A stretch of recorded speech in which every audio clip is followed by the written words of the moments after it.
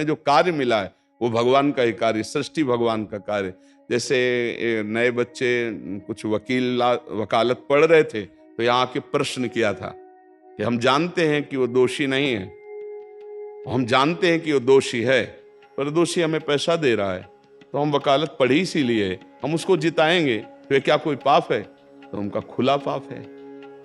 बोले नहीं, हमारी कोई ऐसा कंपनी दो, ऐसा कुछ बोले कि हमारी कंपनी को ये सिखाया जाता है तो हमको तो ये करना ही होगा, अगर नहीं करेंगे तो हमारी वकालत का मतलब क्या रहा? तो नहीं, वकालत का मतलब अधर्मी को मुक्त करवाना नहीं है। वकालत का मतलब अधर्मी के सबूत एकत्रित करके उसको दंड दिलवाना है और धर्मात्मा को मुक्त करवाना है। अब इसके लिए आपके पास अर्थव्यवस्था अगर कमजोर भी है तो धर्म व्यवस्था आपकी पूरी है। धर्म व्यवस्था ठीक है तो परिवार स्वस्थ रहेगा, सुखी रहेगा, भगवान आप पर प्रसन्न रहेंगे।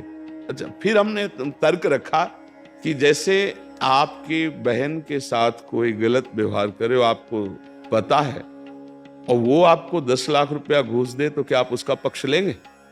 नहीं, तो फिर दूसरी बहन के साथ किया। अब यहां विचार करना है ना, अपने भाई का अगर कत्ल किए हो, मुझे पता हो कि ये दोषी है, तो क्या हम पैसे से उसको मुक्त करने देंगे? लगेगा कि जान की बाजी लगा देंगे और तुम्हें हम, ऐसे ही एक गरीब आदमी की किसी ने हत्या की तो आपका पक्ष बनता है। पर यह ज्ञान कहां मिलेगा? बिना अध्यात्म के ज्ञान तो मिलेगा नहीं। ज्ञान तो इस बात का मिला कि कैसे पैसा कमाया जाए। अच्छा, वो पैसा यदि अधर्म से आया है तो आपकी दुर्दशा कर देगा, आपकी बुद्धि भ्रष्ट कर देगा। तो जो बाबा कह रहे हैं कि आज हमारे समाज की बड़ी दुर्दशा हो रही, उसका कारण यही है कि हमें अध्यात्म का ज्ञान नहीं, हमें धर्म का ज्ञान नहीं, और बड़ी बड़ी गलतियां हो जाती है। बिल्कुल पता है आदमी निर्दोष है और हम धन के प्रभाव से उसको दंड दे देते हैं। वो दंडा भगवान जब आपको पलट कर देंगे तो आप सह नहीं पाओगे, उसका परिणाम बहुत बुरा होता है। तो इसलिए समाज को चाहिए अपने अपने कर्तव्य का पालन करते हुए एक नियमावली बना ले। जैसे कुछ दुकानों का नियम होता है कि वहां फिक्स रेट होता है, नहीं होता? वहां ये नहीं चलेगा कि कसम से कहते हैं कि तुम्हें हम अपना जान करके कि 100 रुपया मीटर ये मिला है, हम बिल्कुल मुनाफा नहीं ले रहे। नहीं, झूठ क्यों बोल रहे हो? दुकान खोले हो मुनाफा के लिए, झूठ क्यों बोल रहे हो? नहीं लेंगे मुनाफा, हम जितने का लाए हैं उससे मुनाफा लेंगे, पर 120 रुपया मीटर देंगे, कपड़ा बढ़िया है, नाप फिट है, इससे नीचे नहीं उतरेंगे, हमें सफाई देने की जरूरत नहीं है कि हम कसम खाते हैं या ऐसा।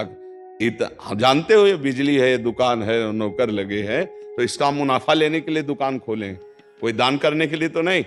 तो सबको पता है मुनाफा लेगा, लेकिन एक फिक्स दाम, उसे 10-20 रुपया का मुनाफा लेकर के हम उसको बेच रहे हैं। लेकिन झूठ क्यों बोले? बोले झूठ के बिना धंधा नहीं चलता। नहीं, ऐसा नहीं है। अब असत्य बोलोगे तो उससे जो आपको मुनाफा मिलेगा वो आपकी बुद्धि भ्रष्ट करेगा, और सत्य है कि मुनाफा के लिए है वही चीज, और आप एक फिक्स रेट में दे रहे, बढ़िया है। अब अगर आप कोई मिलावट करके भोजन सामग्री दे रहे हैं, आपको पता है, तो जो खाने वाले के हृदय में बैठे हुए भगवान है वो तुम्हारे जीवन में मिलावट कर देंगे, तुम्हारा जीवन महान दुखमय हो जाएगा। ये कहां समझा जाता है?